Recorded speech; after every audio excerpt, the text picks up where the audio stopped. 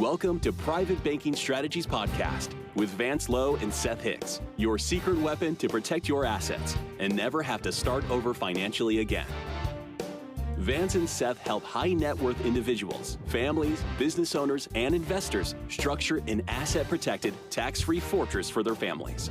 Learn how to keep what you earn and use the velocity of money to create your own private banking system. Join us on this journey as we explore the secret strategies of the rich and political elite and help you take total control of your financial security. Now, on to the show. Hello and welcome to Private Banking Strategies Podcast with Vance Lowe and Seth Hicks. Vance, how are you? I'm doing great today. I've been busy over the last week, done a couple of adventures, but I'm back in the saddle. We've got a great topic today. It's one that's fundamental to being a private banker and accessing the liquidity that you're building and putting that money to work. Tell us a little bit about this topic today. Yeah, we're going to go through and try to do a really deep dive in lines of credit. What we do as a group in this strategy is we put money to work. We want to keep our money working for us, and we are switching from spending our income, our money, to using our money and getting it back. The whole thing we want to stress is the fact that we have now switched over and we are no longer spenders. We are users of money. And in order to do that, we have to set up our bank. We have to put our money to work immediately, even in our day-to-day transactions. And through our process of training and instructing people on how to employ and set the strategy up in their own lives, one of the key elements are what we call lines of credit. So that's what we'll talk about today. So what is a line of credit? Well, the traditional lines of credit are an amount of money that you have qualified with a bank to be able to access at any time. It's kind of a revolving type situation like a credit card where you borrow money instantly for an emergency or an opportunity. If we're a business, we might use a line of credit strictly for payroll or for inventory or overhead. The banker, your representative there, will help set it up and you'll qualify for the type of loan that they want you to use it for. They want you to use it and pay it back. They want kind of an in and out flow with a business. Also with a personal line of credit, they want you to use the money and pay it back. There's usually a term that goes with the line of credit. So we'll be discussing that. So we've got business personal lines of credit. The next would be a home equity line of credit where you could get access to your personal equity in your home. It would be set up the same way. And then the other type would be a personal line of credit. If you've got a good relationship at a bank, then you could set up and qualify for maybe X amount on a personal line. So those are the three types of loans. I can't think of anything else. Can you, Seth? Here's a question that may be firing off in someone's head that's listened to some of our podcasts and understands a little bit about private banking. And the question is, well, hold on. I thought you said we're trying to get outside of the centralized banking financing system because they leverage against you. They have derivative lending. They fractionalize. They don't give us any interest on our money. What are you talking about? What are you talking about? Take a loan out from the bank. Well, if we take this deep dive, it's important for us to understand that this is a financial tool, this line of credit. It's a financial tool used extensively or widely might be a better explanation with banks. They think it is important and it is a critical tool. So what Seth just told us in people's mind is that can we take the centralized bank out of that equation and do our own personal lines of credit? And yes, that's what this podcast is going to dedicate being so that we can understand the value and how we implement it using our own private strategy, our own private bank. So there are benefits to a line of credit that we just went over. They usually last 10 years. We get re-access to principal. That's a beautiful thing. They'll go a whole lifetime using their credit cards. They may get a line of credit and use that until it's used up or whatever, never understanding the power that it creates. Banks, everything they do is lines of credit. They lend money out and it gets paid back with interest. And they make a lot of money doing that. And we can do the same thing. There are some drawbacks to those 3 lines of credit with central banks, and that's why we want to get away from it. Seth, can you think of some drawbacks that the banks would impose upon us? Well, sure. They're going to have a criteria. You're going to have to qualify for that loan. They're going to over collateralize it probably against your assets. You're going to encumber the equity and the value in those assets. And that's why I think that you're pointing out, hey, this has to be a financial tool utilized in the proper way, because there are some gotchas with centralized banks when they set the terms and they make the rules. They do, and it's absolutely a razor's edge. Even small business owners don't know what they're getting themselves into because the banks will require collateral, and there's no limit to the amount of collateral that they require. Now, I say that in general terms, unless there is a savvy business owner who says, yes, you can collateralize my inventory to the amount of the loan. Okay, but normally in the contracts, it's all of your inventory. Banks want control. They want control of your company if you default on that loan so that they can make sure they can get their money back. Okay, but they want total control. They're not happy with inventory. They want assets. You to sign over your assets in addition to your inventory. So if you've got a business and you've got a lot of equipment and a lot of other assets, you sign those over. They're not happy with that. They want you to give them personal guarantees. So all the officers have to sign and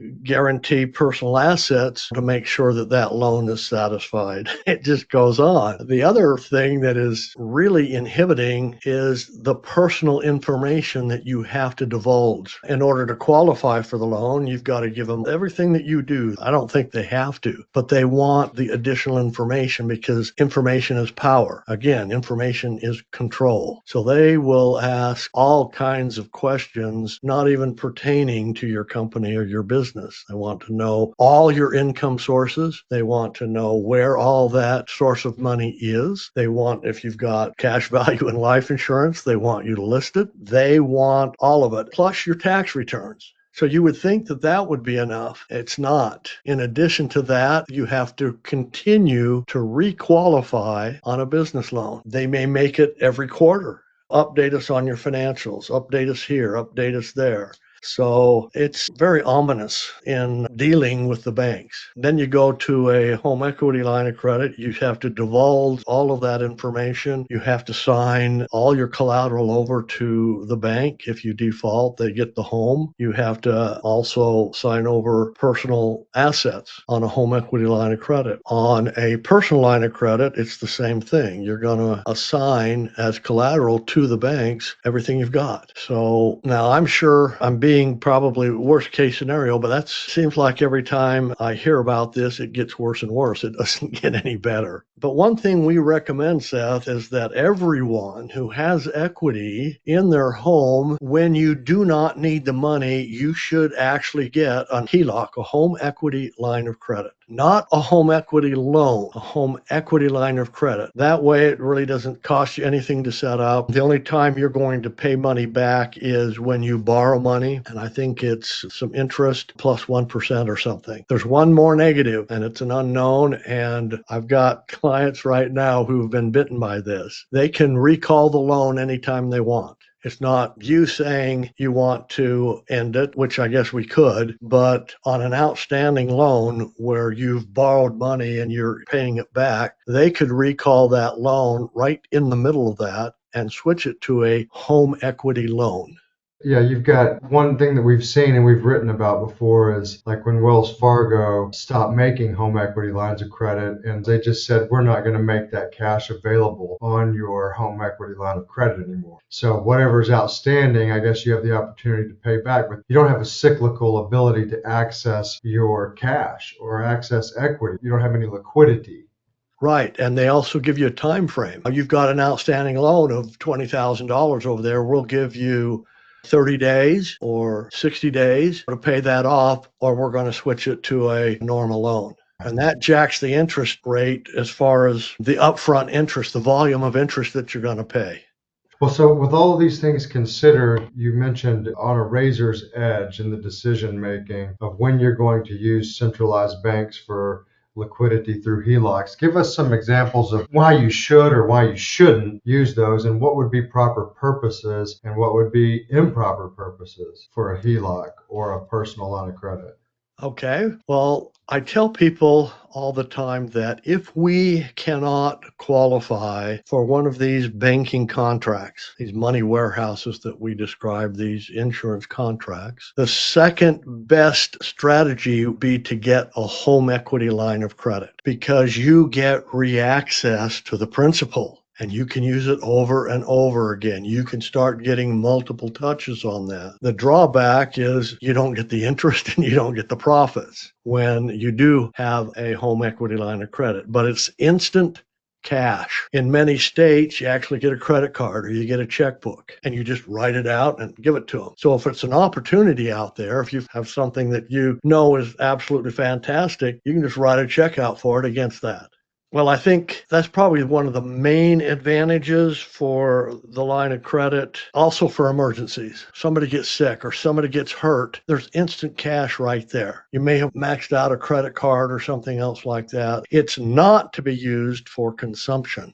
Okay. This is used just like you're borrowing. It has to be paid back. And so you don't keep borrowing and keep building that up. You try to use it for one thing at a time. So the very best of the best is what we're trying to describe. What if we put money into our private banking system, make it disappear from watching eyes, having it tax advantage, growing several different ways, both guarantees and profits of the insurance company, and then set up our own lines of credit on our cash flow, our actual day-to-day, week-to-week, month-by-month cash flow. We go to work, we bring a paycheck in, it immediately goes into the system. We borrow it through our own personal line of credit. Now, Seth, what are the advantages there that you can think of? What would be right off the top of our head if we did that on our own?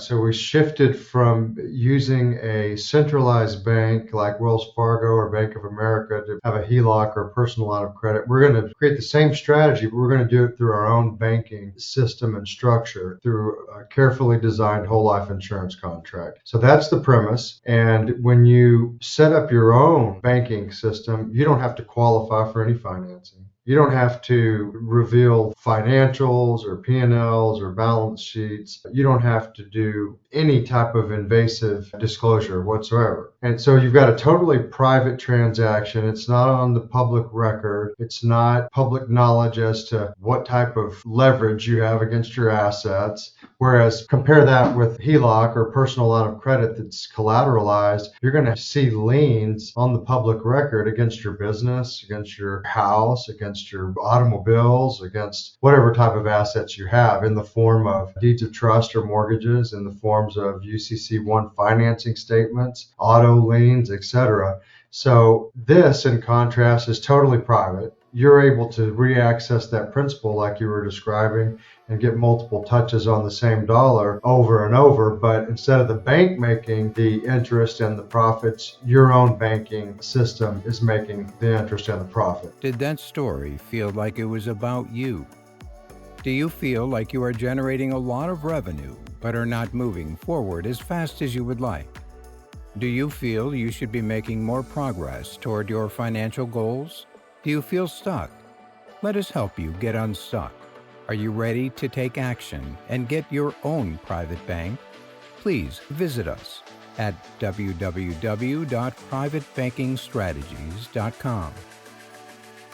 What we say, but they interpret it through their own life experiences, and those are still two worlds apart, what you just said. So we've got to come together, folks, because this is extremely powerful. It is life-changing. When we make the statement of merely all you have to do is switch from spending your money to using your money and getting it back, like the banks, when we say things like putting the banking equation back in your life. See, the banks know how money works. They know how to use money correctly, and they're the best at it. We can do some of the same things. We can switch to using money, but we have to have a banking and an accountability to put that money to work. Now, who's going to get the profits? We are. We're also going to get the profits on the contractual side because that's always guaranteed. Whether we're using the money and we've put it in play or it's sitting there on the shelf with the insurance carrier, it's going to always earn X amount guaranteed, plus the profits of the insurance carrier are paid in every single year. Now, that's not at risk. There's nothing here that we're setting up and showing people that have any economy risk,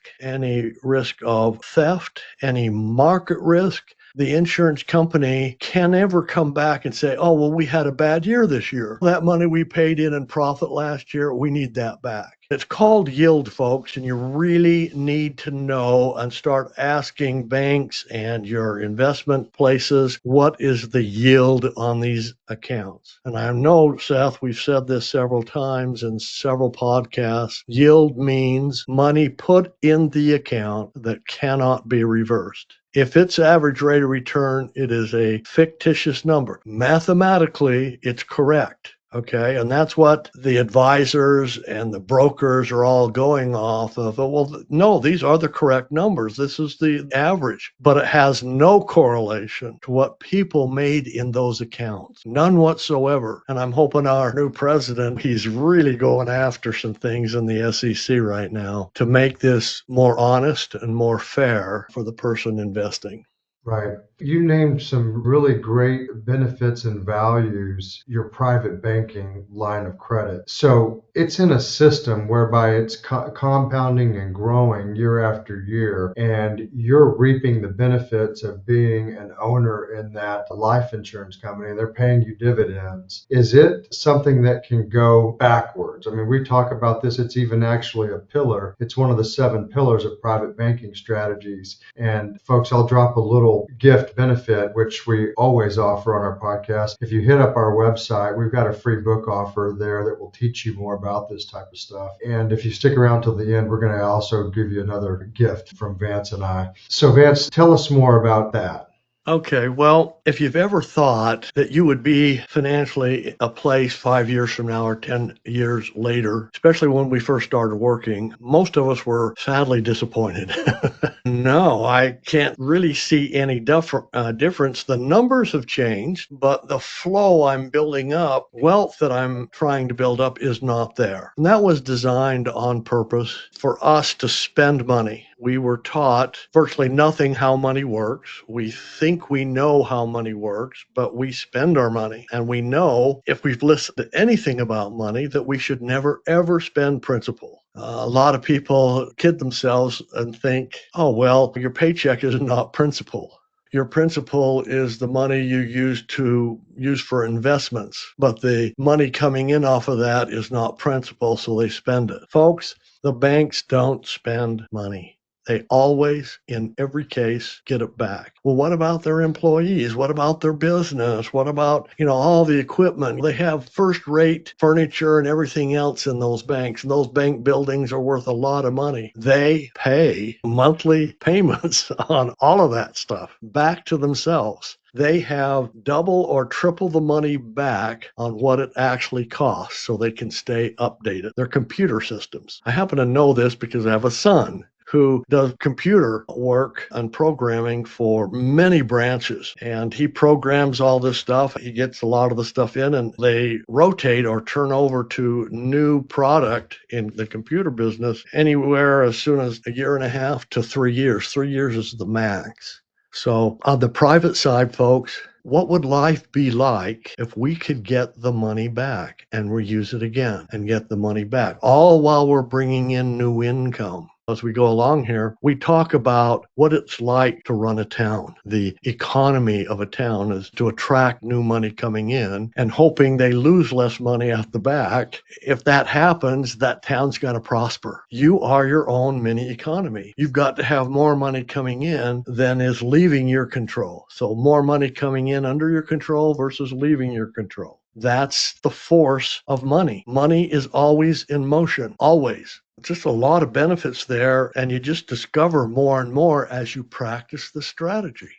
Right. It's keeping your money awake. There's really no better strategy on earth. There's not. And the reason we're talking about line of credit and gone into such detail on this, each individual, we can show you how it impacts your own individual life. The benefit is most of our clients come to us. Some of them are absolutely embarrassed to tell us how much credit card debt they have. They'll have 40, 50, $250,000 of debt in credit cards. And they have car debt and they have big mortgages. They bring money in, but it all goes out. And most of it goes out in interest and everything else. And they live month by month. They don't even have solvency for more than 30 days. However, we call that lemons. They're sour. We change it to lemonade when we switch from spending money to using money. And instead of paying off that debt, we focus on purchasing that debt. How would you like to own your credit card debt? And you make the 35% tax-free. So money has to move. It's not free. No matter what we do with money, we finance it. We're always going to pay interest. It just depends whether you're going to give that interest to the banks or you're going to give it back to yourself. Well, that's a powerful structure, and especially when you begin to implement it and see the infinite ways to apply your banking strategies. And that's why Nelson Nash called it the infinite banking system. There's a great book, folks, that he wrote that we often suggest people to get. And we told you about a free gift that Vance and I would offer you. We wrote a book ourselves called What the Banks Don't Want You to Know. It's a tool for financial freedom. We spot a number of issues like we're talking about on the podcast today. Give folks a little bit of an insight about what we're teaching them in our book. Well, it gives a pretty good background on our history, our experience in money management, thinking we were working independently when we discovered, at least I did, that I was a puppet of the banking system. We teach you the power of self-financing. I think we've got a little story in there of financing a bicycle to a grandchild. And then the miracle of compounding money. That little illustration will blow you away. As a matter of fact, you probably won't believe it. But stick to it. If you want to prove out the numbers, you do it. We compound a penny every day for 30 days, and you might not believe what that gets up to. And then just about the origin of bringing back something that America had that made our country. It's the whole reason we rose to number one, and now we're no longer there. Okay, and that's because of banking and government, and maybe we have a chance of getting back there. This is the way you can do that. Yeah, well, that's awesome. So, folks, we make that book available to you on our website, and it's free, and you can listen to it on an audio format, or you can read it in a PDF. And in exchange for your email, which is the way you stay in touch with us, you can get immediate access to that book. And if that book resonates with you and this podcast resonates with you and our other podcasts, we want you to schedule a call with Vance and start to take the steps to learn how private banking strategies will work for you. And with your particular circumstances, your particular finances, Vance begins to walk you through these steps and showing you exactly what to do and how to do it. There's not many folks out there with Vance's experience in infinite banking, and there's not any other people that we know that actually teach you how to bank. So Vance teaches you how to become a private banker. And that's probably one of the biggest values, Vance, that our clients give us feedback on. And we have lots of folks that come from other people in the industry. They're like, well, we've got these life insurance contract policies that are supposed to be banking policies. We don't even know what to do. We don't know how to bank. R. Nelson Nash is the author of bringing back this strategy, and we owe him a great debt and thanks for rediscovering this and putting this back where Americans can take advantage of it. It is so powerful. But it's all about setting up your own private economy. We don't have the luxury that we think we did of bringing your paycheck home, cashing it, and spending it, because that forces you into slavery. It forces you to go back to work and do it all over again. And that's the definition of insanity to me. Get out of the rat race, folks. We might mention that there's also a game called the rat race. You owe your family a chance to understand and learn about money and the secret of winning. And I'm not going to tell you what that is, but the younger kids will have the advantage over the parents because they don't know anything about money yet. And they'll walk themselves through and just try to solve the problem where we as adults, this is how you have to do it. This is the way you need to do it. And you're going to find out that that's not correct. So we have a lot of tools. We got our free book. It mentions another book by R. Nelson Nash. You probably ought to get that one too. And then I want to take you through, I call it a test drive. What if we just set it up and we show you your results of living the program versus not, side by side, month by month, for an 8-year period of time. And we'll do that at no cost to let you see. But we need your head in the game. We need you to have read our book and Nelson's book. And we record everything we do. We actually help an individual build their own private personal library of this information to answer their future questions. We have to feed you. We have to give you information, 12 years worth of education in a very short period of time. Well, folks, we are so honored that you chose to be with us, and we hope you come back for the next podcast. Visit our website, privatebankingstrategies.com. It's privatebankingstrategies.com. There you'll get that book offer, and through our emails, you'll be able to schedule calls with Vance. Starts with an exploratory call and ends with him providing you this 8-year roadmap and analysis of how it works for you. So, Vance, any closing comments? I encourage all of us to learn something new today, something you didn't know before. Right on. All right, thanks, folks. We'll see you on the next one. Bye-bye.